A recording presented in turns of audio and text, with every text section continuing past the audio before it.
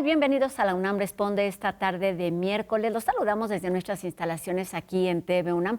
Hoy que vamos a estar platicando sobre los grandes logros de una doctora en ecología, una orgullosa científica universitaria que tiene mucho que platicarnos durante los siguientes minutos.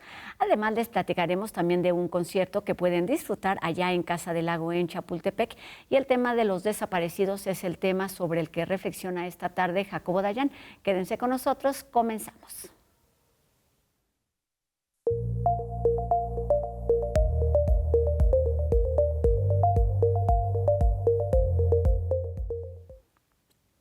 En nuestra universidad hay grandes personajes, hombres y mujeres, que se enorgullecen con su labor y que enorgullecen a nuestra universidad con lo que hacen al interior de laboratorios, pero también fuera de él. Y hoy vamos a platicar de microorganismos, de bacterias, de evolución, pero también de la vida a través de millones de años, que son los motivos que han movido pues la curiosidad personal y la trayectoria profesional de una doctora en ecología que recientemente fue anunciada como miembro de la Academia Nacional de Ciencias allá en Estados Unidos. Y estamos muy orgullosos de este nombramiento. Por supuesto, platicamos hoy con la doctora Valeria Sousa Saldívar, que pertenece al Instituto de Ecología de nuestra universidad. ¿Cómo estás, doctora? Encantada de estar con ustedes. Y nosotros encantadas de tenerte aquí, de poder platicar contigo de todo lo que has hecho, pero a partir más bien de este nombramiento. Comencemos hablando de ecología.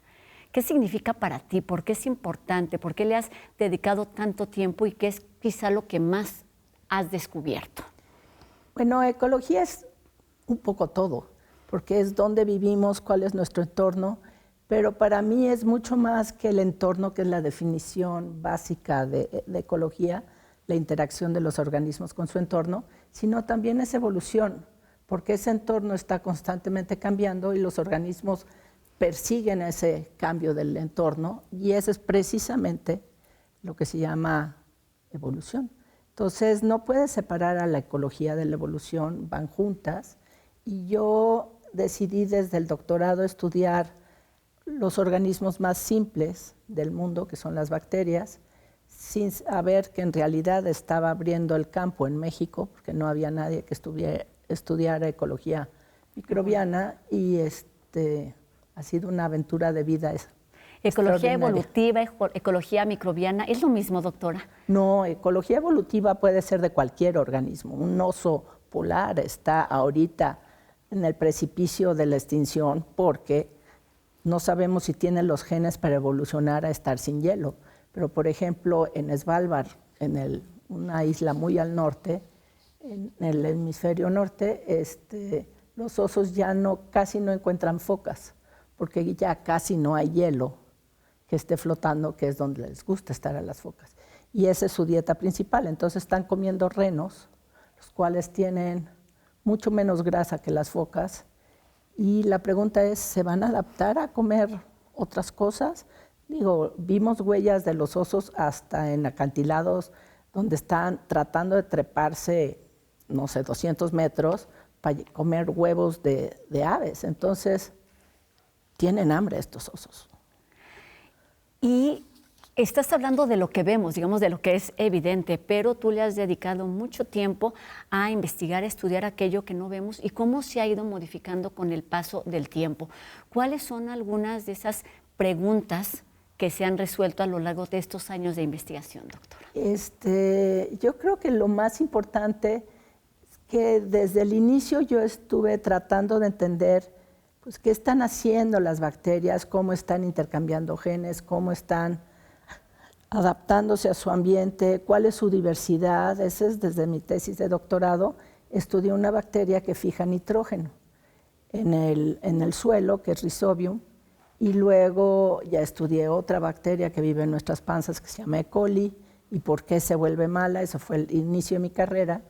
Y luego en 99 toca la puerta NASA y nos pregunta si queremos ir a Cuatro Ciénegas, que es un sitio que simula el origen de la diversidad. No el origen de la vida, el origen de la diversidad, y que está en Coahuila, y que ellos necesitaban un mexicano que los acompañara, que supiera de evolución de microbios, y en ese entonces era yo. Entonces, mi marido dijo, ay, es que todavía no eres definitiva, es que no sé qué, es que tenemos mucho trabajo, los niños son chiquitos. Le dije, ay, vamos a ver. Y evidentemente me enamoré. La belleza de Cuatro Ciénegas es extraordinaria, el misterio de su oasis. Y además nos llevó de guía el que la descubrió justo el año que yo nací. Mira qué coincidencia. En 58 él fue por primera vez siguiendo una tortuga que vio en el Museo de Kansas, creo, el Museo de Zoología de Kansas, y se dedicó su vida a estudiar Cuatro Ciénegas. Entonces él organizó a los de NASA para que hicieran el proyecto, porque él sabía que Cuatro Ciénegas estaba muriendo por la agricultura y quería que hubiera publicidad para protegerla, y además necesitaba mexicanos que se involucraran en su conservación, y bueno, nos escogió a nosotros. Y estuviste ahí durante mucho tiempo, ha sido, me parece, uno de tus proyectos más importantes por lo que significa en términos de, sí, de investigación, de evolución, de lo que puedes estudiar ahí, pero Cuatro Ciénegas habla además de un importante trabajo de docencia, a lo que le has dedicado también mucho tiempo. Es que, o sea, Minkley, cuando nos llevó por primera vez, me dijo, aquí estaba el mar en el Jurásico, a ti te toca demostrarlo y cuidarlo. Y al año siguiente se muere, entonces de veras nos dejó la estafeta y se fue.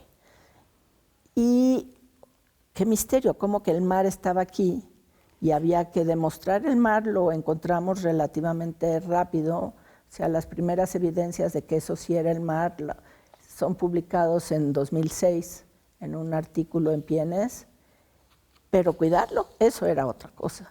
Entonces, para poderlo cuidar necesitábamos enamorar a la gente de Cuatro Ciénegas con su lugar, que lo entendieran. Y suena muy abstracto entender algo como los estromatolitos. ¿Qué son los estromatolitos? Bueno, unas piedras con rayas. ¿Y por qué me podría importar unas piedras con rayas? Bueno, descubrimos, y ese es mi hallazgo más importante de mi vida, yo creo, que el reloj de la vida, lo que arma la ingeniería que mueve los elementos que nos dan la vida, se armó por primera vez en estos estromatolitos.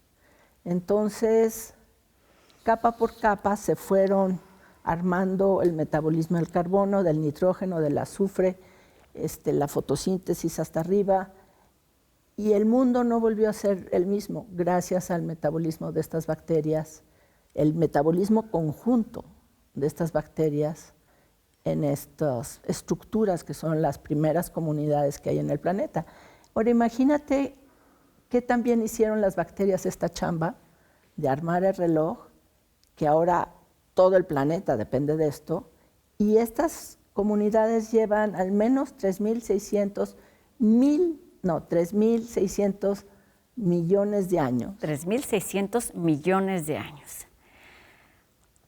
Juntas, haciendo lo mismo.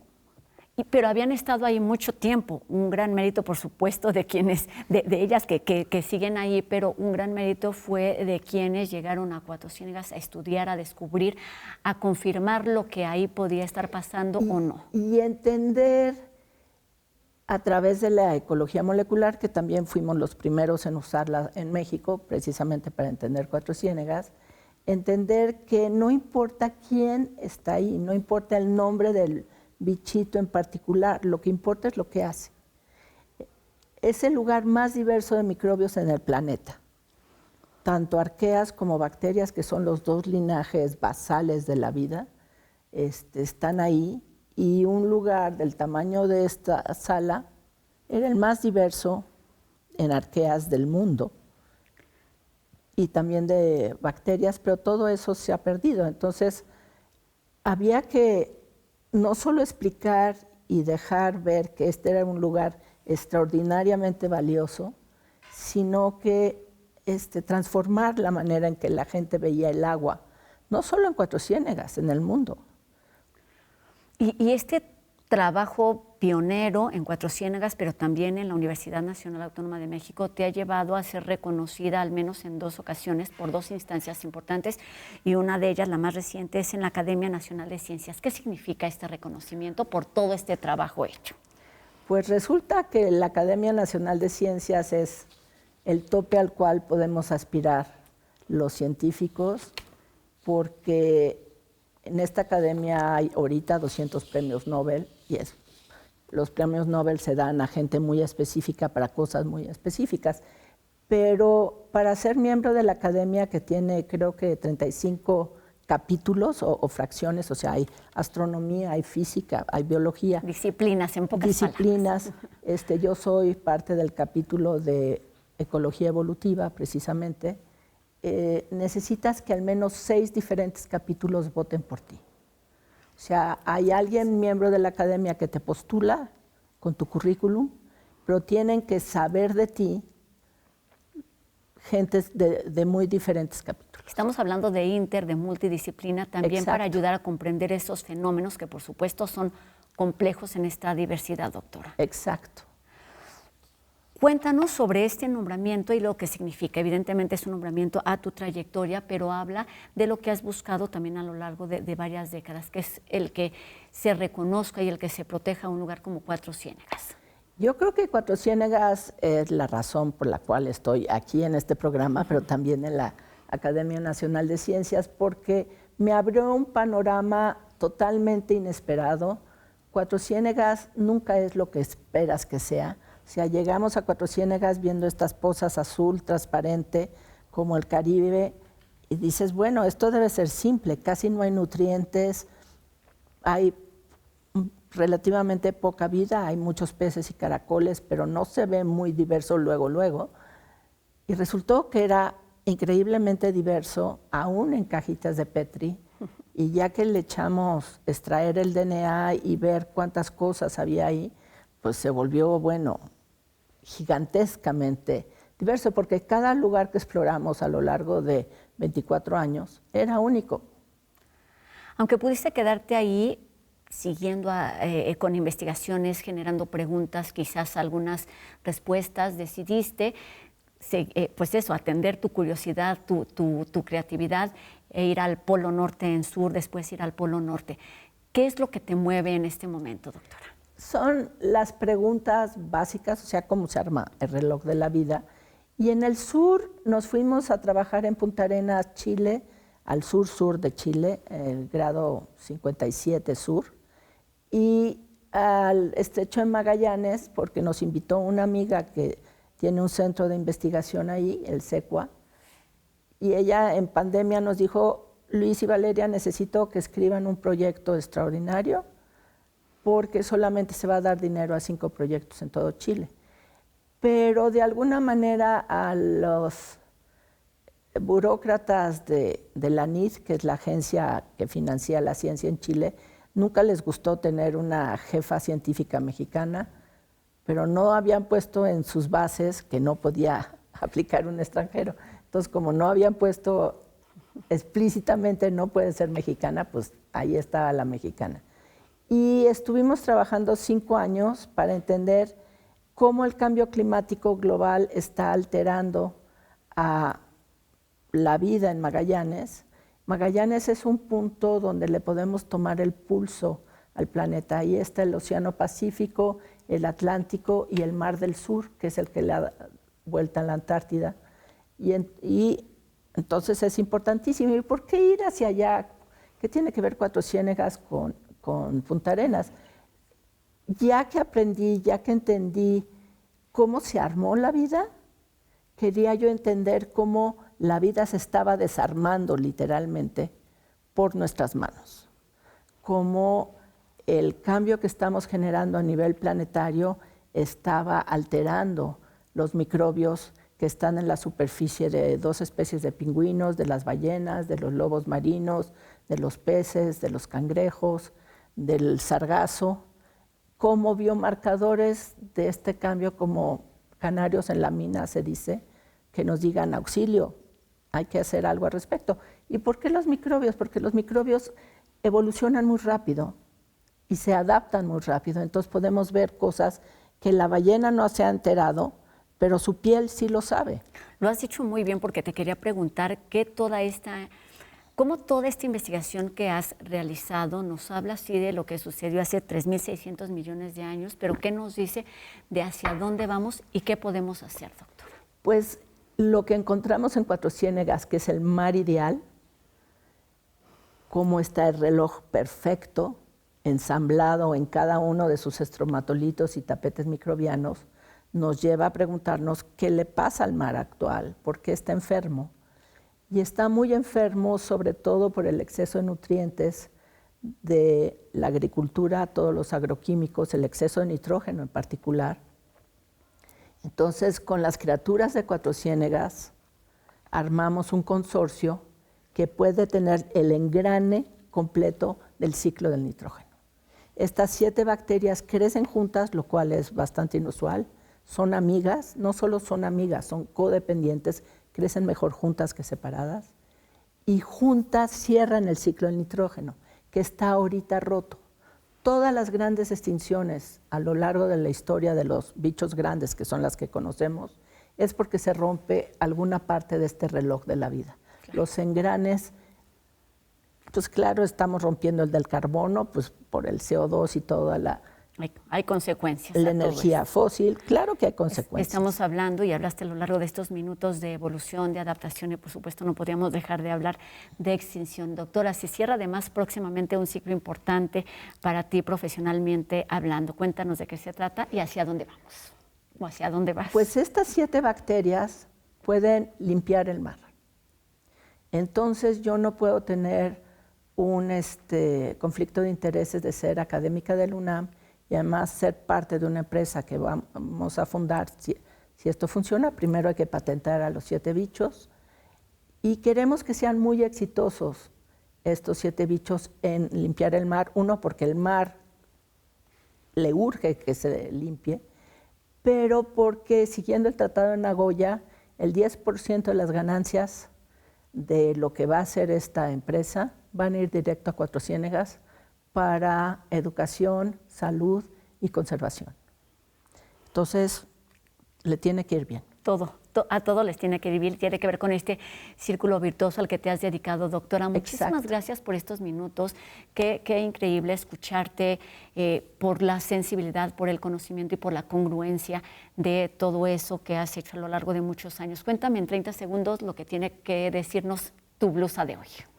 Esta blusa la hicieron mujeres en Michoacán, mujeres purépechas, y mi hija les contó una historia, la historia de lo que hace su mamá, y las mujeres lo interpretaron. Tiene pingüinos, ballenas, tiene las pozas de Cuatro Ciénegas, tiene el ADN por acá, miren, el ADN, y tiene mi vida entera, y lo mandó a hacer mi hija con mucho amor para mi cumpleaños. Y las manos mexicanas mágicas de estas mujeres bordadoras lo interpretaron de una manera magistral. Y yo solamente le sumaría que tiene la vida entera, que es a lo que le has dedicado tu curiosidad profesional. Mira, aquí está el planeta. Ahí está y ahí estamos. Y qué importante que haya personas, mujeres como tú, que se dediquen a ir a aquello que no vemos para entender en dónde estamos y eso, sanar lo que necesitamos como seres humanos, como planeta. Doctora Valeria Sousa, muchísimas gracias por estos minutos, muchas felicidades por y por todos los reconocimientos y mucho éxito en los proyectos que están por comenzar o que se están formando allá en el mar perfecto, pero en el sur o en el polo norte, donde sucede la vida y la diversidad. Exacto. Gracias, Muchísimas doctora. gracias. Felicidades y bienvenida siempre. Gracias. Gracias. Y bueno, ahora nos vamos pues en este espacio, o al espacio de TV UNAM de la UNAM allá en Chapultepec. Estamos hablando de Casa del Lago, que será el escenario de una experiencia sonora donde se cruza el jazz, la improvisación y la música popular. Se trata de la Orquesta Corima, un colectivo que se caracteriza por la creación compartida y está bajo la dirección de Ana Ruiz, quien ofrecerá pues un concierto para reimaginar a partir de uno de sus álbumes en vivo, con la intención de atraer pues la atención de todos los espectadores, pero además de sorprender con todos sus instrumentos. La cita es mañana jueves 22 de enero a las 18 horas y la entrada es libre. Y es el espacio de nuestra universidad allá en Chapultepec, no de TV UNAM. Es aquí donde los invitamos a que disfruten de toda la programación de Casa del Lago. Y bueno, pues las crisis de las personas desaparecidas es una realidad dolorosa y creciente que marcan el contexto actual en nuestro país. Y es el tema que además aborda esta tarde Jacobo Dayan. Escuchemos.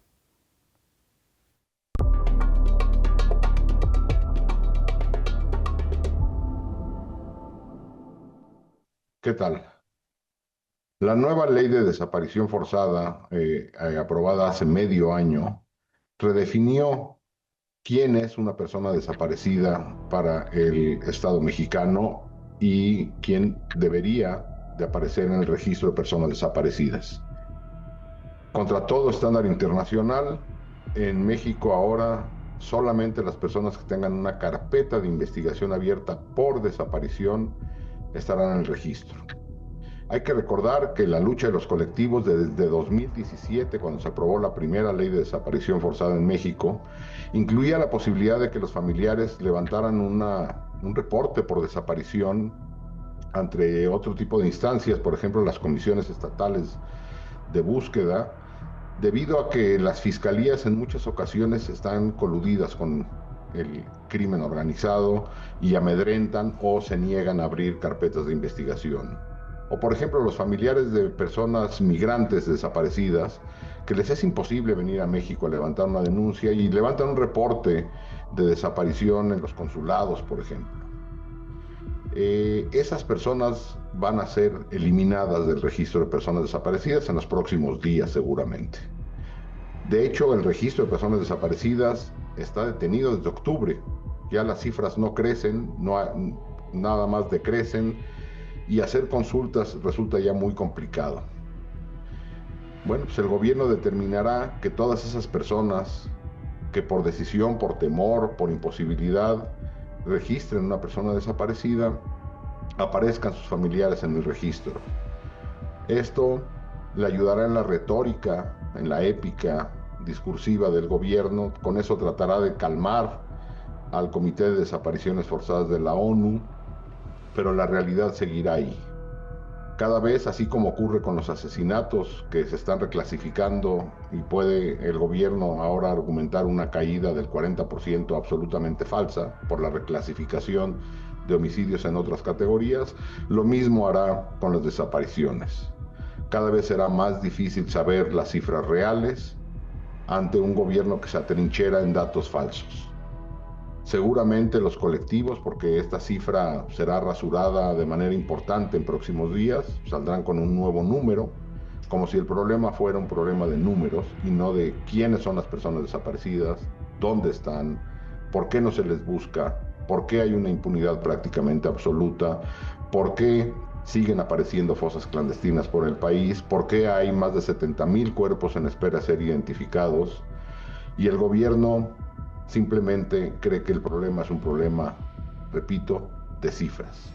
Los colectivos levantarán la voz y será obligación de las organizaciones de sociedad civil, de la academia, continuar del periodismo, continuar documentando estos casos, tratar de esclarecer la verdad en un gobierno que cada vez es más opaco y exigir como sociedad, junto con los colectivos, que este tema tan doloroso sea atendido de manera seria y responsable. Muchas gracias.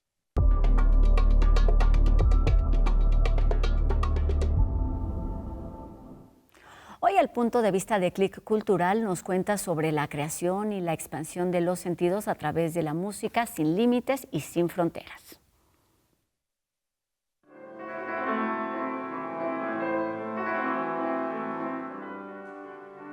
Lo fundé pensando en un encuentro entre músicos con diversidades visuales que fue creciendo y creciendo y creciendo gracias a la comunidad y a lo importante que tenía este encuentro, lo relevante que fue, que enlaza diversos géneros musicales y artistas de España y de México. Pues yo cuando estoy sentado delante del piano, lo que intento siempre, lo primero es llegar al kilómetro cero de estar a gusto. Y a partir de ahí es expresarme, expresar mi ser, expresar de una manera más allá de la razón, más allá de la lógica, donde me sienta libre como un niño, que me sienta que puedo volar, que puedo tocar, rodar por el piano sin controlar, como tengo ya la técnica hecha por la carrera de piano, pues lo que toco es lo que va sucediendo. Hay unos límites de que cada obra tiene como unas paredes, unos escalones, pero todo lo que ocurre dentro cada vez es una improvisación. Lo que ha sido fascinante es ver cómo ha crecido el proyecto, la recepción del público y de la comunidad que se ha ido creando, no solo aquí en México.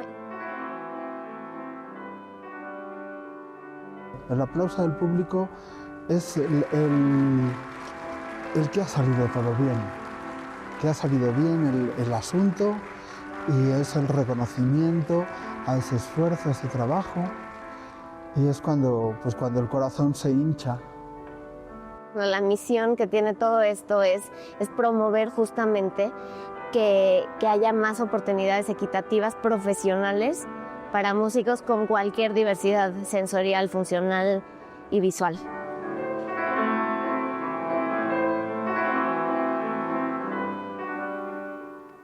Y terminamos un programa muy bonito, muy diverso, muy sentido, y los invitamos a que nos acompañen el día de mañana, no sin antes agradecer a Ricardo Iturbe su participación en la interpretación de lengua de señas, y recordarles a todos ustedes que podemos estar en contacto a través de nuestras redes sociales. Háganos llegar sus dudas, sus comentarios, y sigamos haciendo juntos La UNAM Responde, y nos vemos aquí mañana, 2:30 de la tarde, en TV UNAM. Adiós.